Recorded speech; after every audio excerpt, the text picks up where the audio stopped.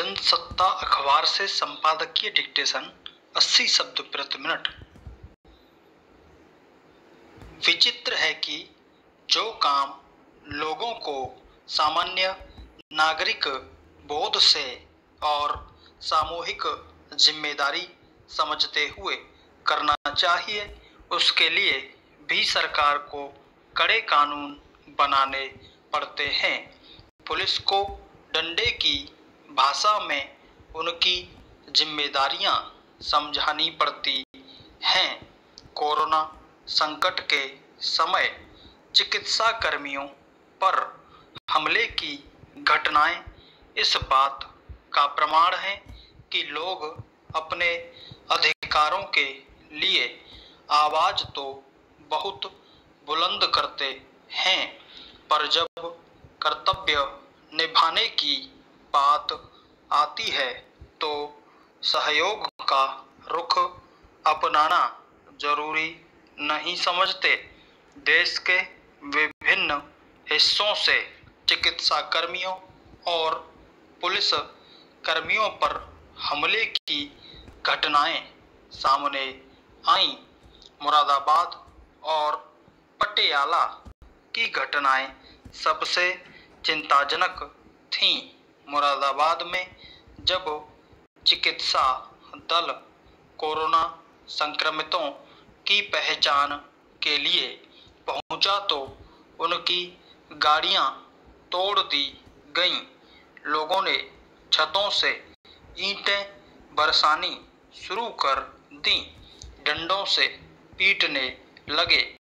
उसमें सारे चिकित्सा कर्मी गंभीर रूप से घायल हो गए थे। पंजाब के पटियाला में जब पुलिस अधिकारी ने घर से बाहर निकले व्यक्ति से पास मांगा तो उसने तलवार से अधिकारी का हाथ ही काट दिया था। ऐसी अनेक घटनाएं देश के विभिन्न हिस्सों में हुई जब चिकित्सा दल पर स्थानीय लोगों ने इकट्ठा होकर हमला किया।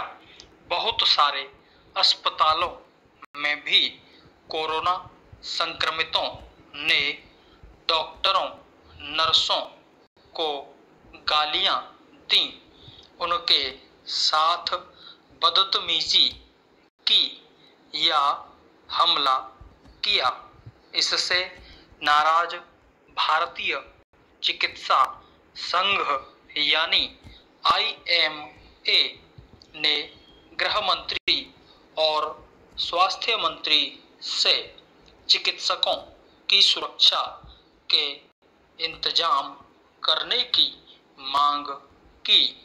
चिकित्सकों के खिलाफ हुए हमलों के विरोध में IMA ने काला दिवस मनाने का भी ऐलान कर दिया था।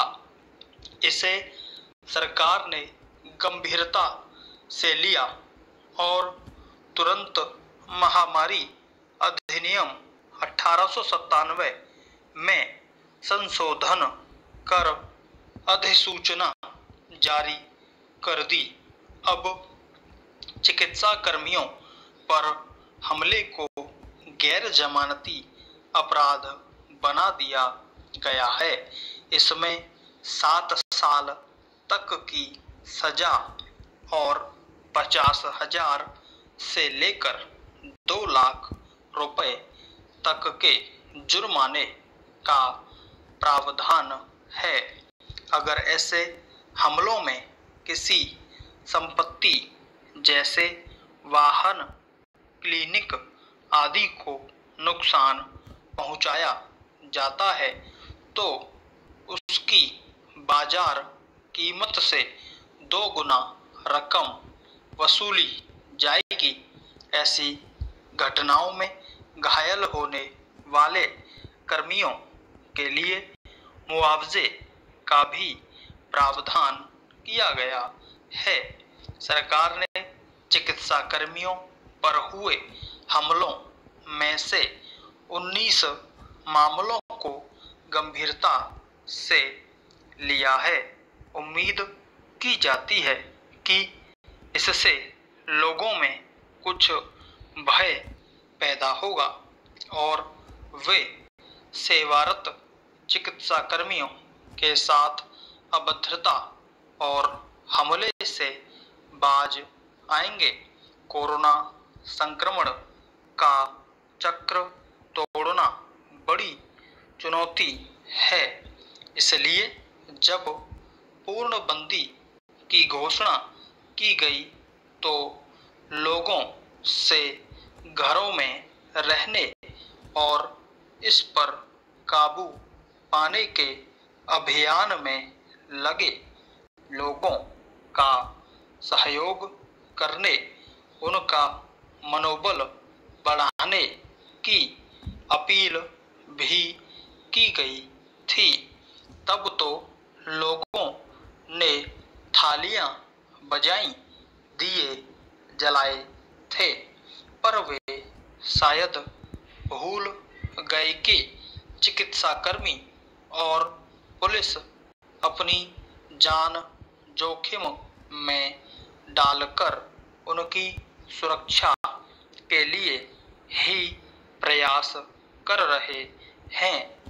जहां भी कोरोना विषाणु के निशान मिलने की आशंका होती है, वहां पहुंच रहे हैं, लोगों की जांच कर उन्हें उपचार उपलब्ध करा रहे हैं। इस अभियान में बहुत सारे चिकित्सा कर्मी खुद संक्रमित हो चुके हैं।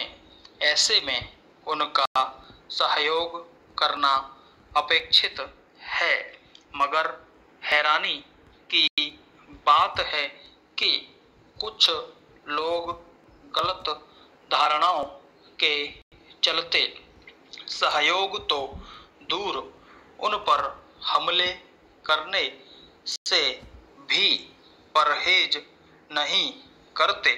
इससे दोहरी चुनौती उत्पन्न हो गई थी, इसलिए अध्यादेश जारी कर सरकार ने उचित ही इस प्रवृत्ति पर काबू पाने का प्रयास किया है।